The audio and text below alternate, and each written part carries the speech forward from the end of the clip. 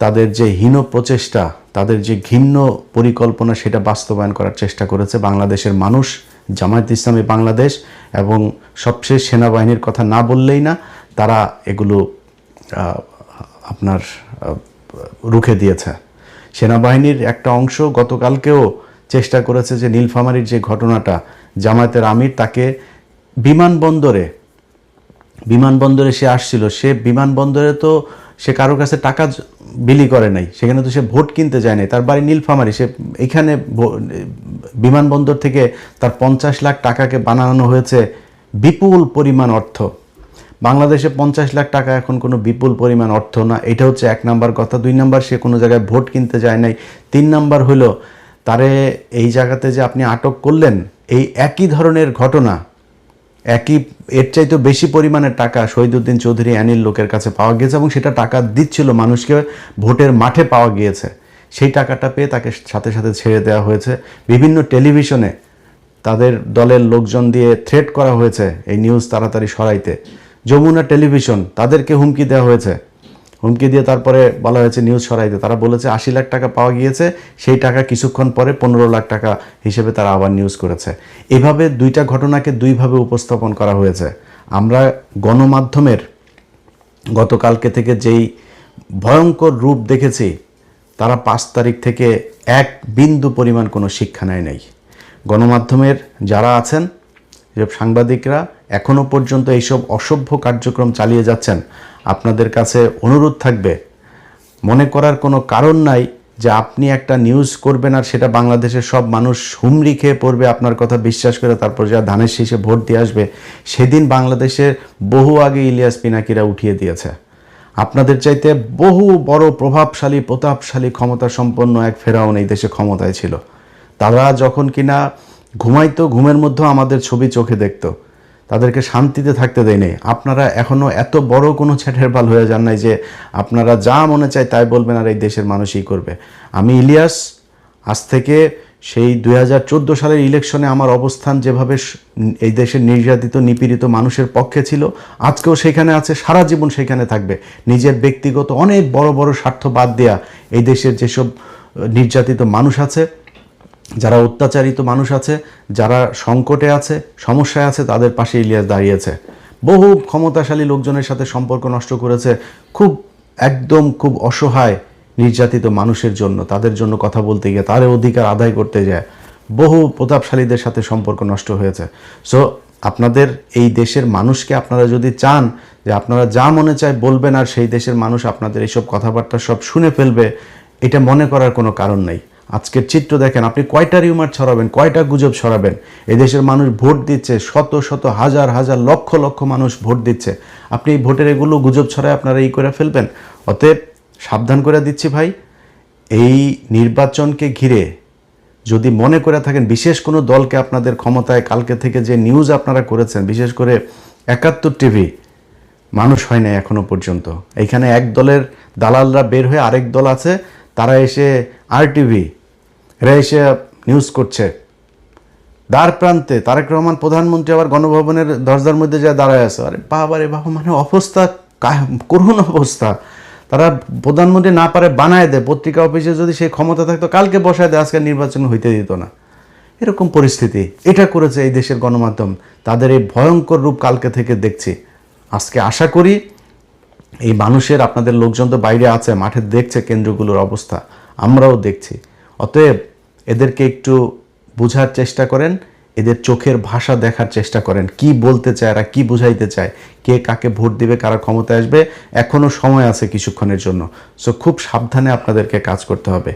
সেনাবাহিনী সেই নীলফামারীতে যেই ঘটনাগুলো হয়েছে, সেখানেও DGFI 3-4 জন অফিসার জড়িত, কিন্তু এই সেনাবাহিনীর কিছু অংশ তারা এখনও চেয়েছে যে কোনোভাবে হচ্ছে বিএনপিকে ক্ষমতায় এনে তারপরে 1.5 বছরের মাথায় শেখ হাসিনাকে ক্ষমতায় আনতে, এই দেশের রাজনীতিতে নিয়ে আসতে হবে। এই অবস্থায় এই দেশে চলবে না। আপনারা হাসিনাকে আর আওয়ামী লীগকে, ইন্ডিয়াকে যে যত আনতে চাবেন সে তত সমস্যায় পড়বেন। তার বিরুদ্ধে আজকে আমি পিনাকি, আমরা কেন আজকে আপনাদের বিরুদ্ধে থাকবো? আপনারা 5 তারিখের পর থেকে এখন পর্যন্ত প্রথমেই বুকে চিন করে রে আপনার এই শেখ মুজিবের ইয়েতে মূর্তি ভাঙা দেখা, এটা দিয়ে শুরু হয়েছে। তারপরে আপনারা আওয়ামী লীগের প্রতি প্রেম, আওয়ামী লীগের এই দৃশ্য দেখে আপনাদের খুব খারাপ লেগেছে, তারপরে আওয়ামী লীগকে এই দেশে রাজনীতি করতে দিবেন, সব মামলা তুলে নেবেন, আওয়ামী লীগ বিএনপি ভাই ভাই, এগুলো বহু শয়তানি। 2 দিন আগে তারেক রহমানের মতো মানুষ বলে শেখ হাসিনার সন্তানেরা, পরিবারের লোকজনেরা যদি চায় তাহলে রাজনীতিতে আসতে পারেন। আপনি কে ভাই? আপনি আওয়ামী লীগকে রাজনীতি করতে দেওয়ার কে? আপনি এখন প্রধানমন্ত্রী হয়েছেন, আপনি এই যে ঘোষণাটা দিলেন, এই ঘোষণা দিয়ে আপনার অর্ধেক ভোট নষ্ট করেছেন। আপনারা মনে করেন যে আওয়ামী লীগের ভোট নিয়ে, বাংলাদেশে আওয়ামী লীগের ভোট নাই ভাই। কয় পার্সেন্ট নেবেন? 5%, 10%? ভোট দিতে যাবে না অর্ধেক, যেগুলি যাবে তাদের উপরে আপনারা যে নির্যাতন করেছেন এই গেল 1.5 বছরে, এই মামলা বাণিজ্যের নামে, এগুলো আওয়ামী লীগের লোকজন ভুলে গিয়েছে। তারা আপনারা ভোট দিবে যায়, আপনার দলের হয়ে মিছিল করবে, আপনার সাথে মিটিং করবে, যায় যদি ভোট দিতে যায় দাঁড়িপাল্লায় ভোট দিয়ে আসবে। গ্যারান্টি দিলাম আপনারে, ইনশাল্লাহ আজকে নির্বাচনের পরে এটা রেজাল্ট পাবেন। বহু গবেষক, বহু ভবিষ্যৎবাণী, গোয়েন্দা টোয়েন্দা, অনেক কিছু, ঢাকা বিশ্ববিদ্যালয়ের ডাকসুর কথা মনে আছে না? মনে আছে? নাকে খত দিয়া তারপরে কথা বলতে হবে। তোরা আবার ফের এখন এসে অনেক এরা ভবিষ্যৎবাণী দেওয়া শুরু করছে। এরকম 70% তারেক রহমান প্রধানমন্ত্রী হয়ে গিয়েছেন, বিএনপি চলে এসেছে, এরকম তোদের এই 70% তোরা আওয়ামী লীগের পক্ষেও এরকম তোরা জরিপ বানায় তারপর প্রচার করছিলি। সেই আওয়ামী লীগের 70% লোক কই?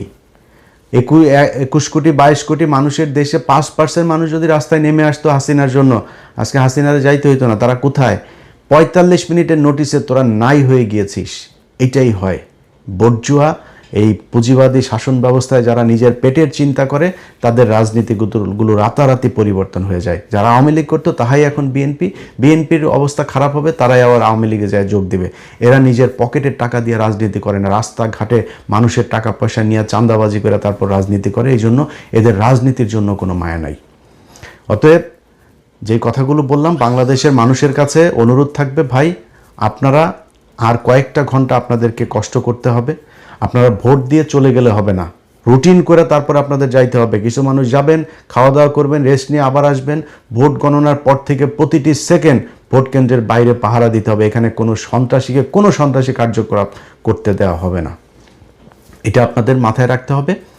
আপনারা এই বাংলাদেশের যেই পরিবর্তনের হাওয়া আমাদের বাংলাদেশের ভাগ্যাকাশে আমরা দেখছি, সেই পরিবর্তন যদি হয়, এটা আপনি আমার জন্য করবেন না, এটা ডক্টর শফিকুর রহমানের জন্য করবেন না, জামাত ইসলামের জন্য করবেন না, আপনার জন্য করবেন। আমি গতকালকে আমার ভিডিওতে বলেছি, ভাই আমি জামাত ইসলামের কেউ না, আমি জামাত ইসলামের এমপিও হব না, মন্ত্রীও হব না, জামাত ইসলামের কাছে আমি কোনো সুবিধা আনতে যাব না।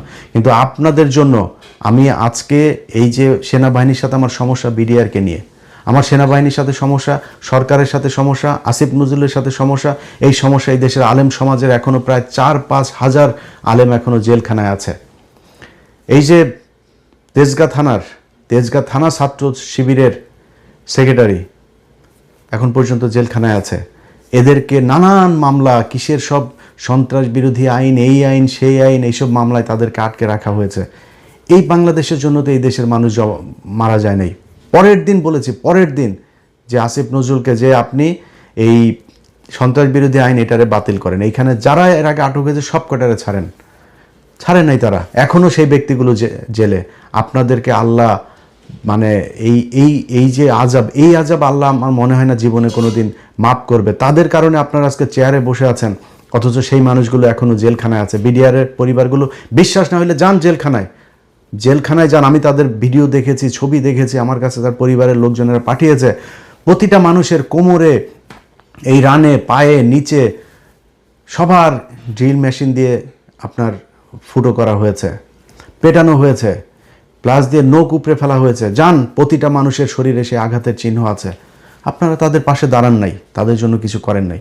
তো ভাই আপনাদের আল্লাহ আরেকটা সুযোগ দিয়েছে, এই অধিকার আপনাদেরকে আদায় করতে হবে। আমি জামাত ইসলামের কেউ না, কিন্তু এইটুক কথা বলছি যে গতকালকের মতোই বলতে চাই যে আপনি আপনার যে ট্রিটমেন্ট আপনি বাংলাদেশের সরকারের টাকায় ট্রিটমেন্ট পাবেন। যেই ব্যক্তিরা কিছু হইলে, পাতলা পায়খানা হইলেও থাইল্যান্ড, ব্যাংককে, সিঙ্গাপুরে যায় তারপরে ট্রিটমেন্ট নেয়, তাদেরকে সেখানে যাইতে দেওয়া হবে না। তাদের সেই ট্রিটমেন্ট বাংলাদেশে করতে হবে এবং জামাত ইসলামকে বাধ্য করা হবে সেই আইন করার জন্য যে এই দেশের সরকার আপনাদের কাছে 1 বছর হোক, 2 বছর হোক কিংবা 3 বছর হোক, ক্ষমতা থেকে যাওয়ার 6 মাস আগে হইলেও তাদেরকে এইটা মানে প্রতিষ্ঠিত করে দিয়ে যাইতে হবে, প্রমাণ করে দিয়ে যাইতে হবে যে এই দেশে এখন এই মুহূর্তে সব ধরনের ট্রিটমেন্ট নেওয়া সম্ভব।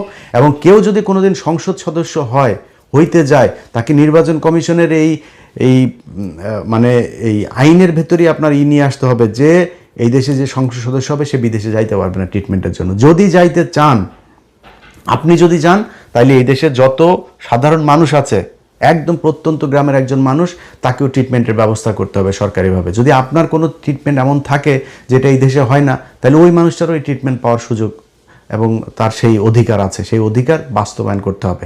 আপনি একটা অফিসে যাবেন, আপনি ঘুষ দিবেন না, আপনার যে অধিকার সেই অধিকার ঘুষ ছাড়া করতে হবে।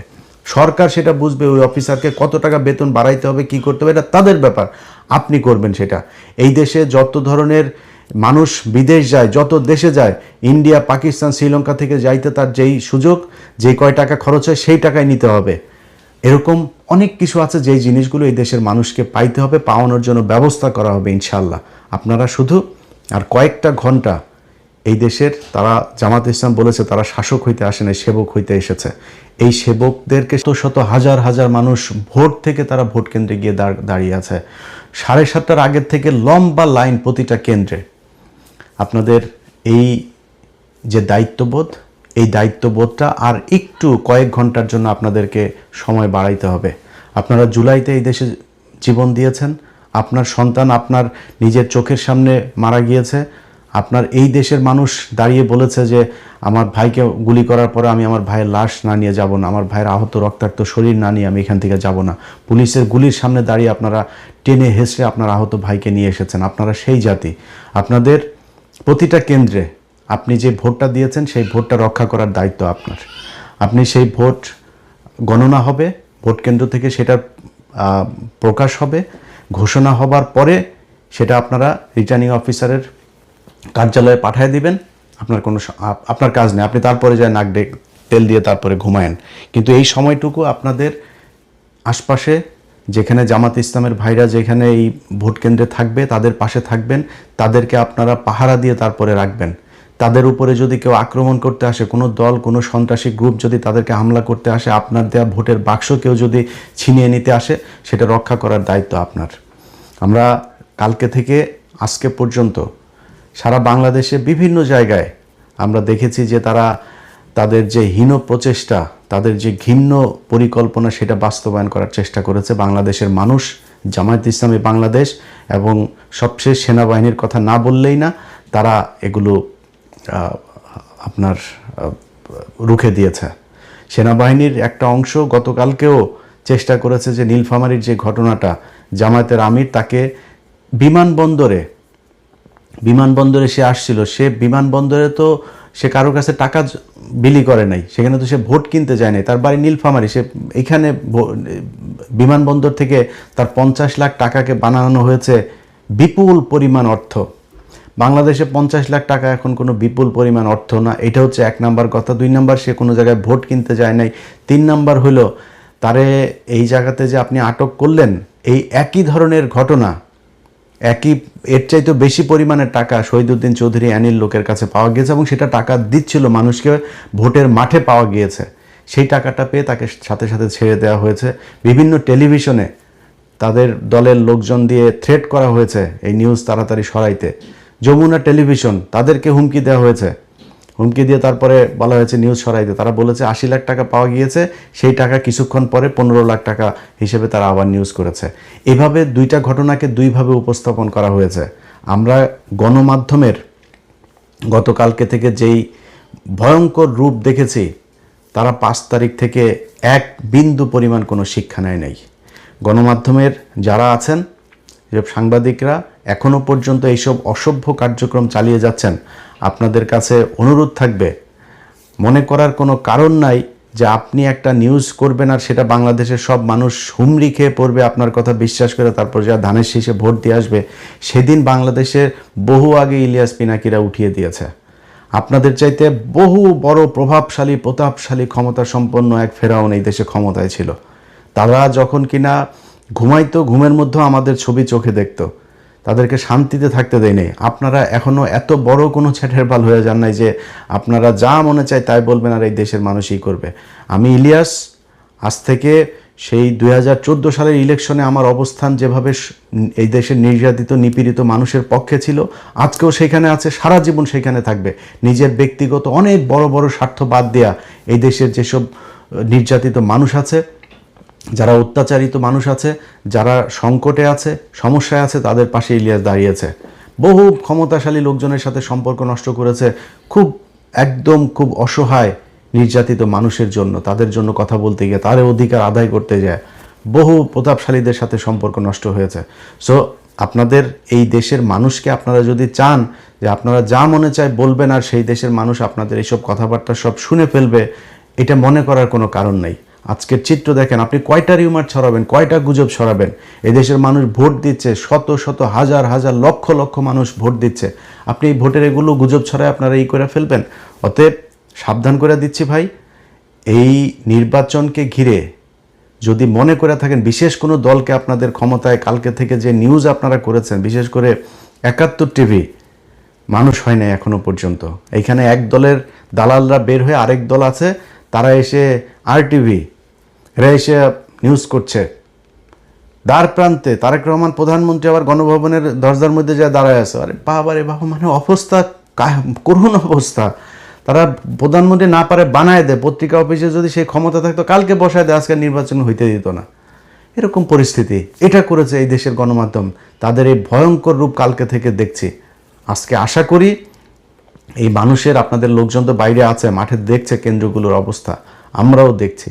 অতএব এদেরকে একটু বোঝার চেষ্টা করেন, এদের চোখের ভাষা দেখার চেষ্টা করেন, কি বলতে চায় এরা, কি বুঝাইতে চায়, কে কাকে ভোট দিবে, কারা ক্ষমতায় আসবে, এখনও সময় আছে কিছুক্ষণের জন্য। সো খুব সাবধানে আপনাদেরকে কাজ করতে হবে। সেনাবাহিনী সেই নীলফামারীতে যেই ঘটনাগুলো হয়েছে, সেখানেও DGFI 3-4 জন অফিসার জড়িত। কিন্তু এই সেনাবাহিনীর কিছু অংশ তারা এখনও চেয়েছে যে কোনোভাবে বিএনপিকে ক্ষমতায় এনে তারপরে 1.5 বছরের মাথায় শেখ হাসিনাকে ক্ষমতায় আনতে, এই দেশের রাজনীতিতে নিয়ে আসতে হবে। এই অবস্থায় এই দেশে চলবে না। আপনারা হাসিনাকে আর আওয়ামী লীগকে, ইন্ডিয়াকে যে যত আনতে চাবেন, সে তত সমস্যায় পড়বেন। তার বিরুদ্ধে আজকে আমি পিনাকি, আমরা কেন আজকে আপনাদের বিরুদ্ধে থাকবো? আপনারা 5 তারিখের পর থেকে এখন পর্যন্ত প্রথমেই বুকে চিন করে আপনার এই শেখ মুজিবের মূর্তি ভাঙা দেখা, এটা দিয়ে শুরু হয়েছে। তারপরে আপনারা আওয়ামী লীগের প্রতি প্রেম, আওয়ামী লীগের এই দৃশ্য দেখে আপনাদের খুব খারাপ লেগেছে। তারপরে আওয়ামী লীগকে এই দেশে রাজনীতি করতে দিবেন, সব মামলা তুলে নেবেন। আওয়ামী লীগ বিএনপি ভাই ভাই, এগুলো বহুত শয়তানি। 2 দিন আগে তারেক রহমানের মতো মানুষ বলে শেখ হাসিনার সন্তানেরা, পরিবারের লোকজনেরা যদি চায় তাহলে রাজনীতিতে আসতে পারেন। আপনি কে ভাই? আপনি আওয়ামী লীগকে রাজনীতি করতে দেওয়ার কে? আপনি এখন প্রধানমন্ত্রী হয়েছেন। আপনি এই যে ঘোষণাটা দিলেন, এই ঘোষণা দিয়ে আপনার অর্ধেক ভোট নষ্ট করেছেন। আপনারা মনে করেন যে আওয়ামী লীগের ভোট নিয়ে, বাংলাদেশে আওয়ামী লীগের ভোট নাই ভাই। কয় পার্সেন্ট নেবেন? 5%, 10%? ভোট দিতে যাবে না অর্ধেক। যেগুলি যাবে তাদের উপরে আপনারা যে নির্যাতন করেছেন এই গেল 1.5 বছরে, এই মামলা বাণিজ্যের নামে, এগুলো আওয়ামী লীগের লোকজন ভুলে গিয়েছে। তারা আপনারা ভোট দিবে যায়, আপনার দলের হয়ে মিছিল করবে, আপনার সাথে মিটিং করবে, যায় যদি ভোট দিতে যায় দাঁড়িপাল্লায় ভোট দিয়ে আসবে। গ্যারান্টি দিলাম আপনারে, ইনশাল্লাহ আজকে নির্বাচনের পরে এটা রেজাল্ট পাবেন।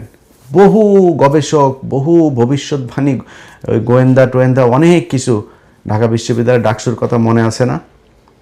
মনে আছে? নাকে খত দিয়া তারপরে কথা বলতে হবে। তোরা আবার ফের এখন এসে অনেক এরা ভবিষ্যৎবাণী দেওয়া শুরু করছে। এরকম 70% তারেক রহমান প্রধানমন্ত্রী হয়ে গিয়েছেন, বিএনপি চলে এসেছে, এরকম তোদের এই 70% তোরা আওয়ামী লীগের পক্ষেও এরকম তোরা জরিপ বানায় তারপর প্রচার করছিলি। সে আওয়ামী লীগের 70% লোক কই? 21 কোটি 22 কোটি মানুষের দেশে 5% মানুষ যদি রাস্তায় নেমে আসতো হাসিনার জন্য, আজকে হাসিনারে যাইতে হইতো না। তারা কোথায়? 45 মিনিটের নোটিসে তোরা নাই হয়ে গিয়েছিস। এটাই হয় বর্জুয়া। এই পুঁজিবাদী শাসন ব্যবস্থায় যারা নিজের পেটের চিন্তা করে, তাদের রাজনীতিগুলো রাতারাতি পরিবর্তন হয়ে যায়। যারা আওয়ামী লীগ করতো তাহাই এখন বিএনপির অবস্থা খারাপ হবে, তারাই আবার আওয়ামী লীগে যায় যোগ দিবে। এরা নিজের পকেটের টাকা দিয়ে রাজনীতি করে না, রাস্তাঘাটে মানুষের টাকা পয়সা নিয়ে চাঁদাবাজি করে তারপর রাজনীতি করে। এই জন্য এদের রাজনীতির জন্য কোনো মায়া নাই। অতএব যে কথাগুলো বললাম, বাংলাদেশের মানুষের কাছে অনুরোধ থাকবে, ভাই আপনারা আর কয়েকটা ঘন্টা আপনাদেরকে কষ্ট করতে হবে। আপনারা ভোট দিয়ে চলে গেলে হবে না, রুটিন করে তারপর আপনাদের যাইতে হবে। কিছু মানুষ যাবেন, খাওয়া দাওয়া করবেন, রেস্ট নিয়ে আবার আসবেন।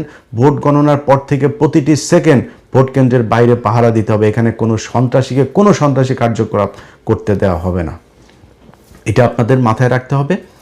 আপনারা এই বাংলাদেশের যেই পরিবর্তনের হাওয়া আমাদের বাংলাদেশের ভাগ্যাকাশে আমরা দেখছি, সেই পরিবর্তন যদি হয়, এটা আপনি আমার জন্য করবেন না, এটা ডক্টর শফিকুর রহমানের জন্য করবেন না, জামাত ইসলামের জন্য করবেন না, আপনার জন্য করবেন। আমি গতকালকে আমার ভিডিওতে বলেছি, ভাই আমি জামাত ইসলামের কেউ না, আমি জামাত ইসলামের এমপিও হব না, মন্ত্রীও হব না, জামাত ইসলামের কাছে আমি কোনো সুবিধা আনতে যাব না, কিন্তু আপনাদের জন্য আমি আজকে এই যে সেনাবাহিনীর সাথে আমার সমস্যা, বিডিআরকে নিয়ে আমার সেনাবাহিনীর সাথে সমস্যা, সরকারের সাথে সমস্যা, আসিফ নজরুলের সাথে সমস্যা, এই সমস্যা এই দেশের আলেম সমাজের এখনও প্রায় 4-5 হাজার আলেম এখনও জেলখানায় আছে।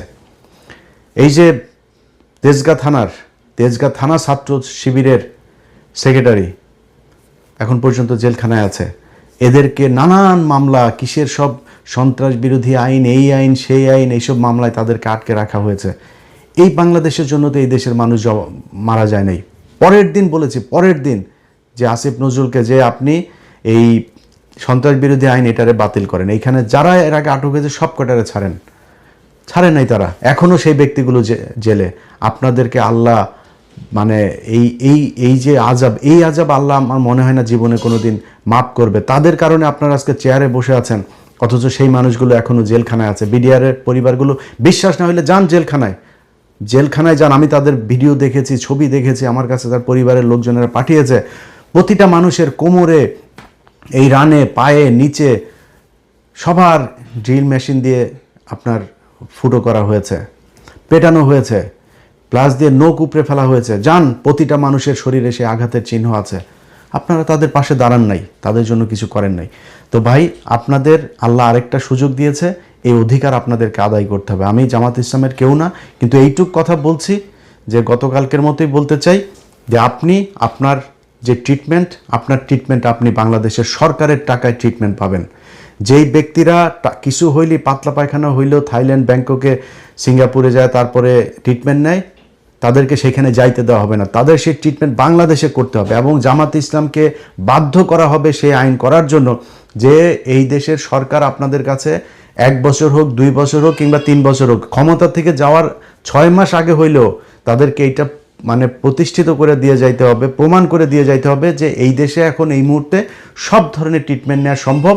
এবং কেউ যদি কোনোদিন সংসদ সদস্য হইতে যায়, তাকে নির্বাচন কমিশনের এই মানে এই আইনের ভেতরেই আপনার নিয়ে আসতে হবে যে এই দেশে যে সংসদ সদস্য হবে সে বিদেশে যাইতে পারবে না ট্রিটমেন্টের জন্য। যদি যাইতে চান, আপনি যদি যান, তাইলে এই দেশে যত সাধারণ মানুষ আছে, একদম প্রত্যন্ত গ্রামের একজন মানুষ, তাকেও ট্রিটমেন্টের ব্যবস্থা করতে হবে সরকারিভাবে। যদি আপনার কোনো ট্রিটমেন্ট এমন থাকে যেটা এই দেশে হয় না, তাহলে ওই মানুষটারও এই ট্রিটমেন্ট পাওয়ার সুযোগ এবং তার সেই অধিকার আছে, সেই অধিকার বাস্তবায়ন করতে হবে।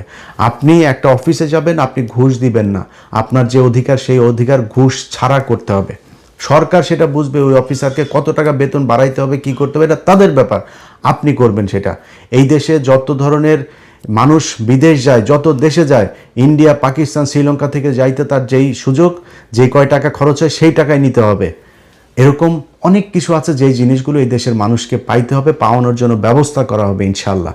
আপনারা শুধু আর কয়েকটা ঘন্টা এই দেশের, তারা জামাত ইসলাম বলেছে তারা শাসক হইতে আসে না, সেবক হইতে এসেছে। এই সেবকদেরকে সেবা করার জন্য যে সুযোগ তৈরি করে দেওয়া দরকার, সেটার দায়িত্ব এখনও আপনাদের হাতে।